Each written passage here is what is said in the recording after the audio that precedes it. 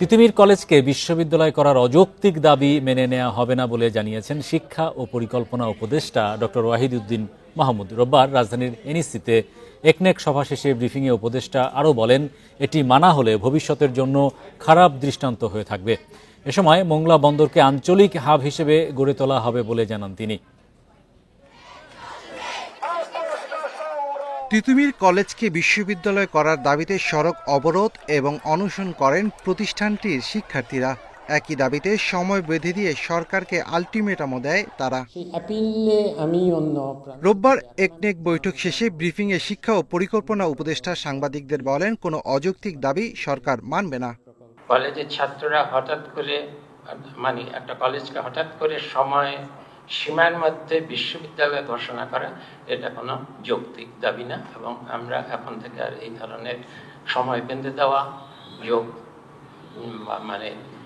দাবির মুখে এমন সিদ্ধান্ত নেব না যেটা শুধু আমাদের সময়ের না, এটা পরবর্তী অনেক সময়ের ভবিষ্যতে বহুদিনের জন্য এটা একটা অযৌক্তিক সিদ্ধান্ত করলে সেটা বহুদিনের জন্য একটা বোঝা হয়ে থাকবে। এ সময় আসছে বাজেট নিয়ে তিনি বলেন, অর্থায়নের জন্য বিদেশ নির্ভরতা কমানোর পরিকল্পনা নিয়েছে সরকার। এজন্য রাজস্ব বাড়ানোতে মনোযোগ দেওয়া হবে। বাংলাদেশের এলডিসি গ্র্যাজুয়েশনের সময় বাড়ানোর পরিকল্পনা সরকারের নেই বলেও জানান তিনি। বাজেটের ঘাটতি তো বেশি বাড়ানো যায় না, তাহলে তো মূল্যস্ফীতি হবে। সে কারণে দেশীয় অর্থায়ন আর বৈদেশিক অর্থায়ন উল্টো হয়ে গেছে। পরিকল্পনা উপদেষ্টা বলেন, চীনের আগ্রহী সরকার মোংলা বন্দরের সক্ষমতা বাড়ানোর প্রকল্প হাতে নিয়েছে। এ বন্দরকে আঞ্চলিক হাব হিসেবে গড়ে তোলা হবে। অনেক প্রকল্পে পায়রা বন্দর এরকম কিছু প্রকল্প আছে, যেসব প্রকল্পে দেশীয় যারা ঠিকাদার এরা কিন্তু রাতারাতি কোটিপতি হয়ে গেছিল। একনেক সভায় দেশীয় নতুন গ্যাস কূপ খনন এবং নিরাপদ খাদ্য নিশ্চিত করা সহ মোট ১৩টি প্রকল্পের অনুমোদন দেয়া হয়। ব্যয় হবে ১২,৫৩২ কোটি টাকা। Shafil Alam Sujon, independent news, Dhaka. গতানুগতিক পদ্ধতিতে দেশের বাজারে মূল্যস্ফীতি নিয়ন্ত্রণ সম্ভব নয়। নিত্যপণ্যের ন্যায্য মূল্য নিশ্চিতে সরবরাহ পর্যায়ের ব্যবসায়ীদের নিবন্ধনের আওতায় আনার তাগিদ দিয়েছেন গবেষকরা। রোববার রাজধানীর একটি হোটেলে আয়োজিত এক সেমিনারে বাণিজ্য উপদেষ্টা বলেন, বিদায়ী সরকারের নীতিতে ধনীদের সম্পদ আরও বেড়েছে। রোজায় ভোগ্য পণ্যের বাজার স্থিতিশীল থাকবে বলে জানান তিনি। গত ২.৫ বছর ধরে দেশের বাজারে উচ্চ মূল্যস্ফীতি বহাল রয়েছে। কখনো পেঁয়াজ আলু, কখনো ডিম মুরগির দামে নাভিশ্বাস সাধারণ মানুষের। সরকার আমদানি শুল্ক কমিয়ে সুদহার বাড়িয়েও নিত্যপণ্যের বাজারে স্বস্তি ফেরাতে পারেনি। গবেষকরা বলছেন, বিচ্ছিন্ন পদক্ষেপে বাজার ব্যবস্থা টেকসই হবে না। মূল্যস্ফীতি কমাতে মধ্যস্বত্বভোগী সহ সবার জবাবদিহি নিশ্চিত করতে হবে। রোববার খাদ্যপণ্যের যৌক্তিক দাম নিশ্চিতে করণীয় নিয়ে সেমিনারে বলা হয়, বাংলাদেশে আমদানি নির্ভর খাদ্যপণ্যের দাম বিশ্ববাজারের তুলনায় অনেক বেশি। এছাড়া দেশের বাজারের পণ্যভিত্তিক তথ্য সরকারের কাছে নেই। প্রত্যেকের ম্যান্ডেটরি লাইসেন্স থাকতে হবে, সেটি জন্য গুরুত্বপূর্ণ। যেটা ম্যান্ডেটরি লাইসেন্সটি তিনি যেন বজায় থাকে সেটি দেখতে হবে। তৃতীয়ত যেটি দরকার সেটি হচ্ছে যে একজন ডিস্ট্রিবিউটর শুধু একজনের পণ্য সাপ্লাই করবে, বিতরণ করবে, বিক্রি করবে, এটি বন্ধ করতে হবে। সেমিনারে প্রতিযোগিতা কমিশনকে শক্তিশালী করার যুক্তি তুলে ধরা হয়। মূল্যস্ফীতি কমাতে ব্যবসায়ীদের পাশাপাশি রাজনৈতিক দলগুলোকে দায়িত্বশীল আচরণের তাগিদ দেন বক্তারা। কিন্তু এরকম অসৎভাবে প্রত্যেকটা জায়গায় চাঁদাবাজি নামে লুটপাটের এই ট্রেডিশনটা বন্ধ হওয়া উচিত। এটা রাজনীতিবিদদের পক্ষ থেকে এই কাজটা তাদের করতে হবে। ব্যাপক হারে খেজুরে ছাড় দেওয়া হয়েছে আগামী রমজানকে সামনে রেখে। সেখানে যেহেতু বিভিন্ন দামের খেজুর আছে, আমরা হিসাব করে দেখিয়েছি ৬০ টাকা থেকে ১০০ টাকা পার কেজি খেজুরের দাম কমার কথা, অথচ আমরা আজকে শুনতে পেলাম খেজুরের দাম বাড়ে। এ সময় বাণিজ্য উপদেষ্টা বলেন, স্থানীয় বাজারে চালের সরবরাহ স্বাভাবিক রাখতে আমদানিতে জোর দিচ্ছে সরকার। জানান, রমজানে তেল, চিনি, খেজুরের মতো পণ্যের সরবরাহ ঘাটতি থাকবে না। গোয়িং ফরওয়ার্ড ইন রমাদান ইনশাআল্লাহ সমস্যা হবে না, কারণ আমাদের আমদানি কিন্তু যে ভোগ্য পণ্য, এর মধ্যে যদি আপনি দেখেন চিনি, তেল, ছোলা, খেজুর, এর কোনো সংকট বাজারে নেই। উপদেষ্টা জানান, ভোগ্যপণ্যের আমদানি সহজীকরণে বাংলাদেশ ব্যাংকের মাধ্যমে একটি পুনঃ অর্থায়ন তহবিল গঠনের পরিকল্পনা হাতে নেওয়া হয়েছে। Hari Saha, independent news, Dhaka. 12 কেজির এলপিজি সিলিন্ডারের দাম 19 টাকা বাড়িয়েছে Bangladesh energy regulatory commission BERC. ফেব্রুয়ারির জন্য 12 কেজির সিলিন্ডারের দর নির্ধারণ করা হয়েছে 1478 টাকা। রোববার রাজধানীতে বিইআরসি কার্যালয়ে এক সংবাদ সম্মেলনে নতুন দর ঘোষণা করেন কমিশনের চেয়ারম্যান। আমদানি করে দেশে এলপিজির চাহিদা মেটানো হয়। প্রতি মাসে এলপিজির এ মূল্য প্রকাশ করে সৌদি আরবের প্রতিষ্ঠান আরামকো। সৌদি আরামকোর এই ভিত্তিমূল্য ধরে দেশে এলপিজির দাম সমন্বয় করে নিয়ন্ত্রক সংস্থা বিইআরসি। এদিকে ফেব্রুয়ারি মাসের জন্য প্রতি 12 কেজির সিলিন্ডারের দাম নির্ধারণ করা হয় 1478 টাকা। এর আগে জানুয়ারি মাসে 12 কেজির সিলিন্ডারের দাম 4 টাকা বাড়িয়ে 1459 টাকা পূর্ণ নির্ধারণ করা হয়।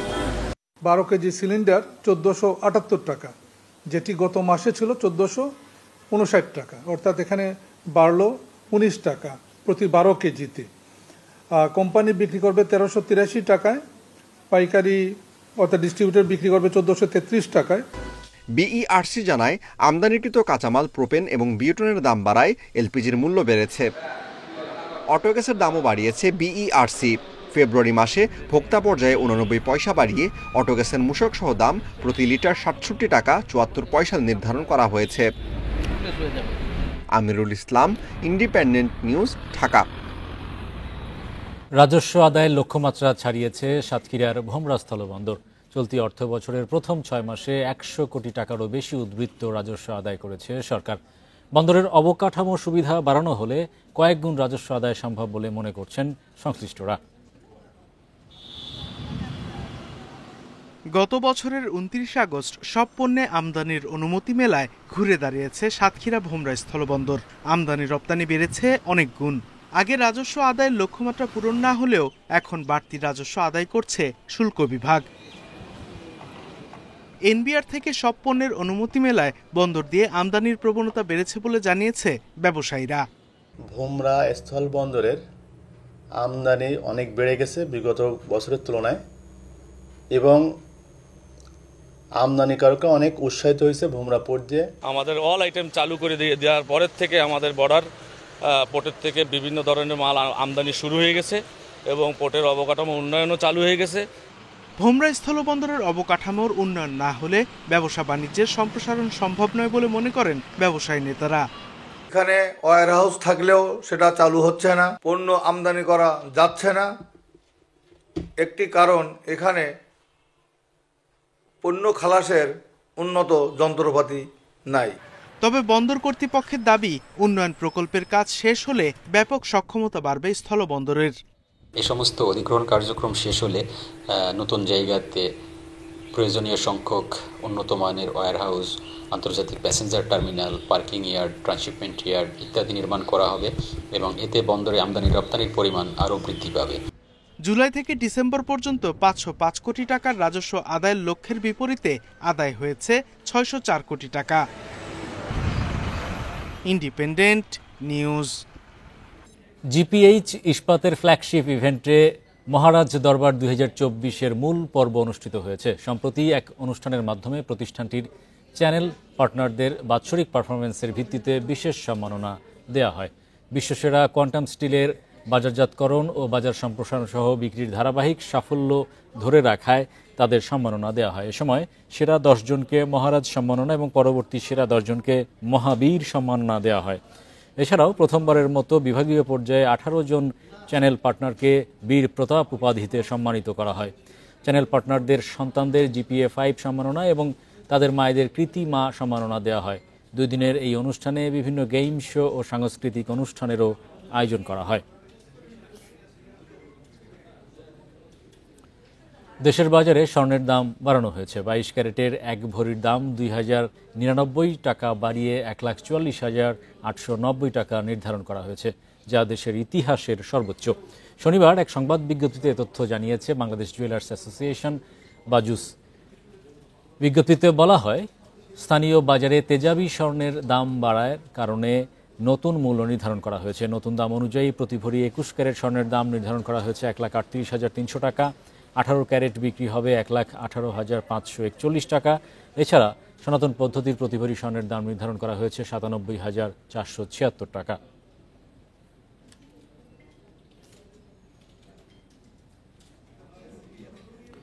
কৃষিকাজের জন্য বিভিন্ন সমন্বিত যন্ত্র উদ্ভাবনের পর সেগুলো মাঠ পর্যায়ে পৌঁছে দিতে বিশেষ উদ্যোগ নিয়েছে বাংলাদেশ ধান গবেষণা ইনস্টিটিউট ব্রি। এরই মধ্যে এসব বড় যন্ত্রের যন্ত্রাংশও বেসরকারি উদ্যোক্তাদের মাধ্যমে উৎপাদন শুরু হয়েছে। দেশীয় কৃষি যন্ত্র 30 ভাগ কম দামে কেনা যাবে বলে জানিয়েছেন কর্মকর্তারা। বেশ কিছুদিন ধরেই কৃষি শ্রমিক সংকটের কারণে ব্যাহত হচ্ছে ধান রোপণ, কাটা, মারাই সহ বিভিন্ন কার্যক্রম। যথাসময়ে বিভিন্ন ধাপ শেষ করতে করোনার পর থেকে কম্বাইন্ড হারভেস্টর, অটো সিড সোয়ার মেশিন, চপার মেশিনের মতো যন্ত্র 70% ভর্তুকিতে দিচ্ছে কৃষি বিভাগ। তবে ভর্তুকির পরও আমদানি করা এসব যন্ত্রের দাম 10 থেকে 40 লাখ টাকা পর্যন্ত। যন্ত্র স্থানান্তরেও গুনতে হয় বাড়তি ভাড়া। তাই দেশেই কৃষি যন্ত্রপাতি তৈরির উদ্যোগ নিয়েছে সরকার। 30% মিনিমাম কস্ট আমাদের রিডাকশন হবে আমরা যদি ইনপুট থেকে আমাদের দেশীয় প্রোডাকশনের মাধ্যমে আমরা কাজটা করতে দিই। যান্ত্রিকরণের মাধ্যমে একটা অভূতপূর্ব বিপ্লব করতে পারবে। বেসরকারি উদ্যোক্তাদের মাধ্যমে তৈরি করায় যন্ত্রের দাম কমেছে 25 থেকে 30 ভাগ। দেশে তৈরি হচ্ছে বড় যন্ত্রের যন্ত্রাংশও। নেওয়া হয়েছে মোবাইল অ্যাপের মাধ্যমে বিক্রয়োত্তর সেবার উদ্যোগও। টার্গেট হচ্ছে একটা কস্ট ইফেক্টিভ মডেল ডেভেলপ করা, যেটা বিদেশ থেকেও অনেক মেশিন আমরা আনার পরে দেখলাম ব্রি যে মডেলটা ডেভেলপ করেছে এটা অনেকটা কস্ট ইফেক্টিভ এবং এটা ট্রান্সপোর্টেবল। স্পেয়ার পার্টসের জন্য আর বিদেশ যাইতে হবে না।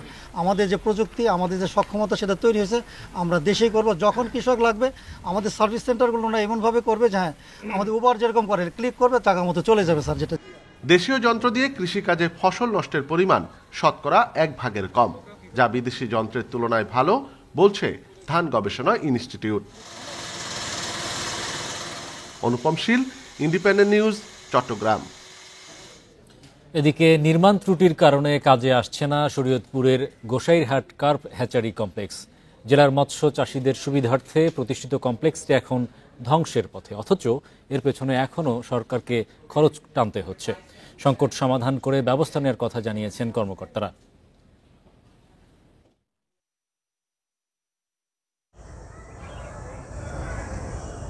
2019 সালে শরীয়তপুরের গোসাইরহাটে 6 একর জমিতে গড়ে তোলা হয় কার্প হ্যাচারি কমপ্লেক্স, কিন্তু প্রতিষ্ঠার পর থেকে উৎপাদনে যেতে পারেনি এই প্রতিষ্ঠান।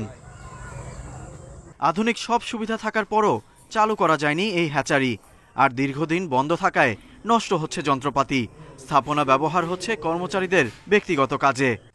হ্যাচারি থেকে এখানের মৎস্যজীবী যারা উদ্যোক্তা আছে এখান থেকে কোনো ফ্যাসিলিটি পায়নি। আমরা দেশের বিভিন্ন জায়গা থেকে রেণুপোনা সংগ্রহ করি। এটা একটা রেণুপোনা উৎপাদন কেন্দ্র থাকা সত্ত্বেও উৎপাদন হইতেছে না। পোনা উৎপাদনে 24,000 বর্গফুটের 3টি ও 15,000 বর্গফুটের চৌবাচ্চা রয়েছে 4টি। আরসিসি ঢালাইয়ে নির্মিত এসব জলাশয়ের গভীরতা বেশি হওয়ায় বাধাগ্রস্ত হচ্ছে উৎপাদন। সরকার আর্থিক টাকা পয়সা দিয়ে এখানে শুধু অফিসটাই চলতেছে, এর বাইরে এখান থেকে জনগণ বিন্দু পরিমাণ কোনো লাভবান নাই। পানির প্রয়োজন, পানি না হলে আমরা মাছের পোনাটা উৎপাদন করতে পারতেছি না। প্রতিষ্ঠানটির কর্মকর্তাদের দাবি নির্মাণ ত্রুটির কারণে উৎপাদন বাধাগ্রস্ত হচ্ছে। আদর্শ পুকুরের যে গভীরতা সেটা হচ্ছে থাকার কথা 5 থেকে 7 ফিট, কিন্তু এই পুকুরগুলোর গভীরতা হচ্ছে এখন বর্ষাকালে হচ্ছে 15 ফিটের মতো, 15 ফিটের বেশি কিছু কিছু ক্ষেত্রে। 7 ফিটের বেশি পানি হলেই হচ্ছে পানিগুলো অটোমেটিক হচ্ছে বের হয়ে যাবে। সেই ক্ষেত্রে হচ্ছে আউটলেট ড্রেনেজ ব্যবস্থা দরকার আমাদের। 6 কোটি টাকা ব্যয়ে নির্মিত হ্যাচারি কমপ্লেক্সে কর্মকর্তা কর্মচারীদের পেছনে খরচ নিয়মিত হলেও নেই কোনো কাজ, যেটি জনগণের অর্থের অপচয় বলছেন বিশিষ্টজনরা। Independent news. এবারে জানাবো বিশ্বের প্রধান মুদ্রার সাথে টাকার আজকের বিনিময় হার। অপরিবর্তিত যুক্তরাষ্ট্রের ডলারের দর বিনিময় হয়েছে 122 টাকায়, যুক্তরাজ্যের পাউন্ডের দর কমেছে, বিনিময় হয়েছে 155 টাকায় 76 পয়সায়। দর কমেছে ইউরোর, বিনিময় হয়েছে 130 টাকা 24 পয়সায়। ভারতীয় রুপির দর অপরিবর্তিত রয়েছে, বিনিময় হয়েছে 1 টাকা 45 পয়সায়। বেড়েছে সৌদি রিয়ালের দর, বিনিময় হয়েছে 32 টাকা 70 পয়সায়। অপরিবর্তিত রয়েছে আরব আমিরাতের দিরহামের দর, বিনিময় 33 টাকা 38 পয়সায়। কমেছে কুয়েতি দিনারের দর, বিনিময় হয়েছে 397 টাকা 38 পয়সায়। এই ছিল আজকের অর্থনীতি সারাদিনে। ইন্ডিপেন্ডেন্ট টেলিভিশন সব জানতে চোখ রাখুন ফেসবুক, ইউটিউব ও নেক্সটে। আমন্ত্রণ আমাদের পরের আয়োজনে।